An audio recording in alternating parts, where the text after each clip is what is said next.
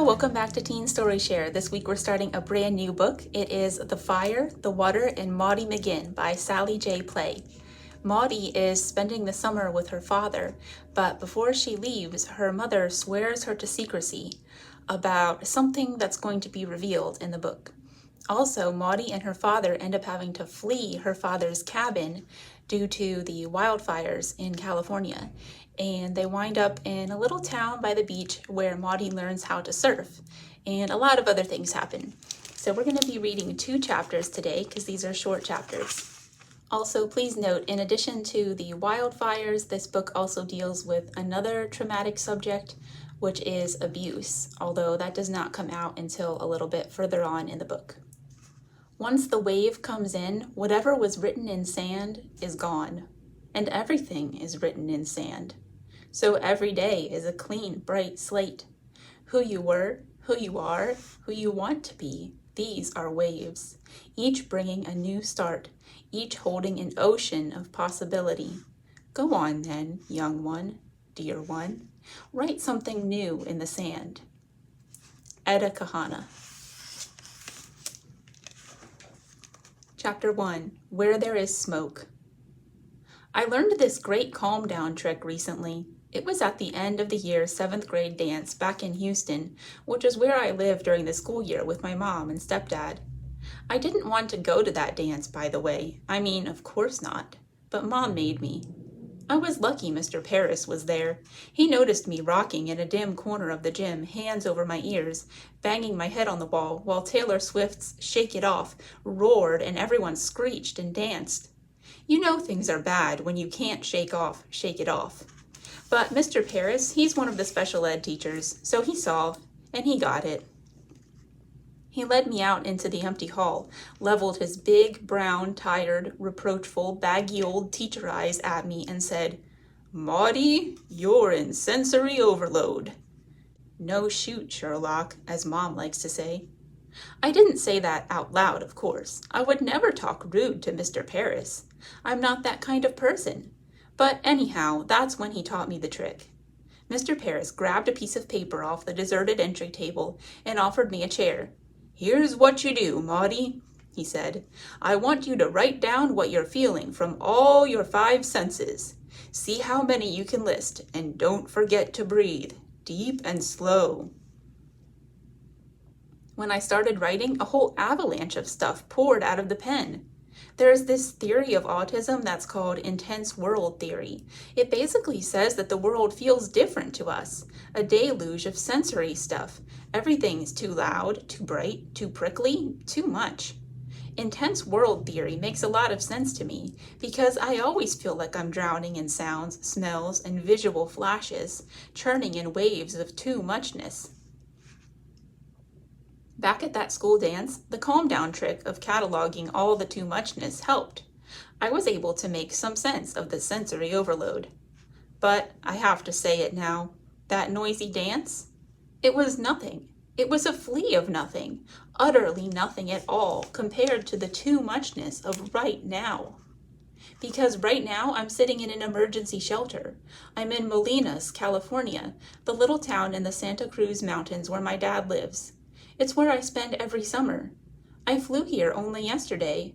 Mom put me on the 6 a.m. flight from Houston, shouting commands to the flight attendants.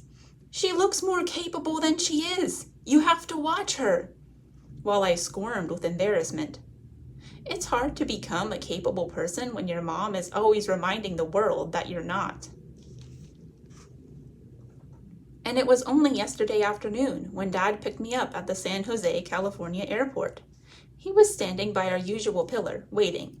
Arms crossed, shaggy hair, rumpled flannel shirt, blue eyes twinkly as ever. "Hey, Mouse," he said, pushing off the pillar and taking my roller suitcase and backpack. "Missed you." We exchanged a smile and a warm glance. "Truck's this way." Dad's like me, doesn't talk much. I've never talked much as a rule, but this past year I've really gone silent. See, I have this secret I'm supposed to keep now. It feels like I've swallowed a burning lump, and I'm trying to keep it locked away, like behind a tiny door in my chest. But when I speak, sometimes I can feel the door rattling.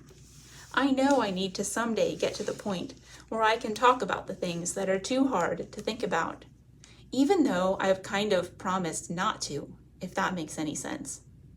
Anyway, I always spend summers in Molinas with Dad. That's the rule. School years with Mom, and now also with Ron, in Houston. Summers with Dad in Molinas, in the mountain cabin he built himself. I wait all year for this, for summer with Dad in the cabin. It's the one place in the world I feel totally, completely at peace. Yesterday, I got off that plane feeling such sweet relief. The burning lump felt non-existent. I felt safe. Safe. Ha! Now everything is upside down and dark, and all thoughts of a peaceful summer with Dad have turned to ashes. I am not using a metaphor here. I am talking about actual, physical ashes.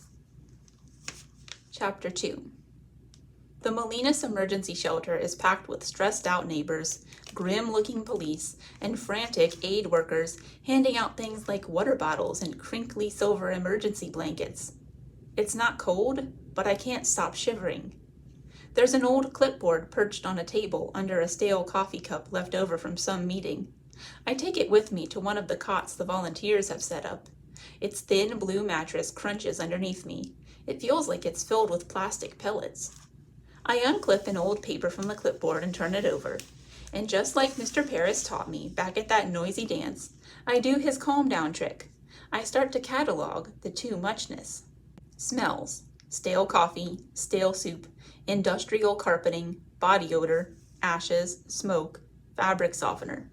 Sounds: kids crying, a couple arguing in staccato Spanish, an old man coughing and hacking up something wet and gross into a Kleenex. Ugh. Some lady shouting, "Who took my phone? Who took my phone?" over and over. Distant sirens. Wow, wow, wow, wow. Touch: this silver emergency blanket, which feels like slippery aluminum foil. This sweaty plastic pellet mattress under my butt and legs. Burning eyes like my lashes are gunked with hot grit. Headache, blaring and pounding at my temples like a vice. A strange iron band feeling around my chest, keeping me breathless. Breathe, breathe, breathe.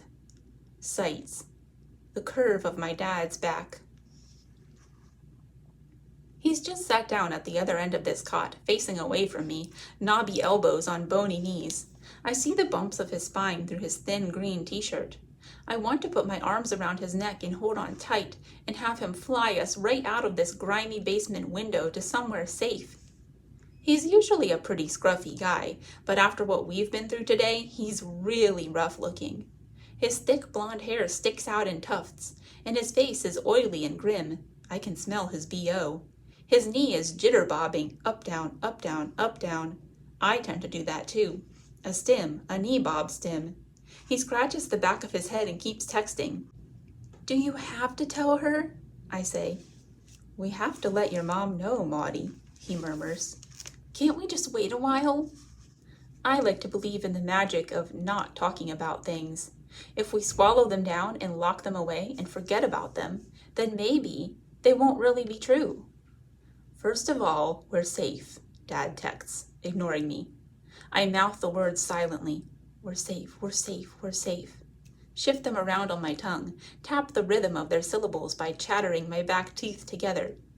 It's a thing I do, another kind of stim, but I can't find a way to make the words "we're safe" feel right to me.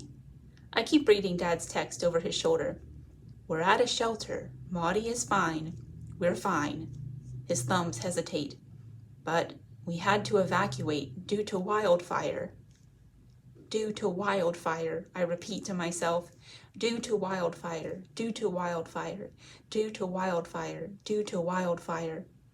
If you whisper repeat something over and over, often the words lose their meaning entirely and turn flat like ashes in your mouth. Next time we read Chapter 3, Rosie's Diner. I hope that you're interested by the story so far. Come back next Friday to find out what happens next. Have a great weekend. Bye-bye.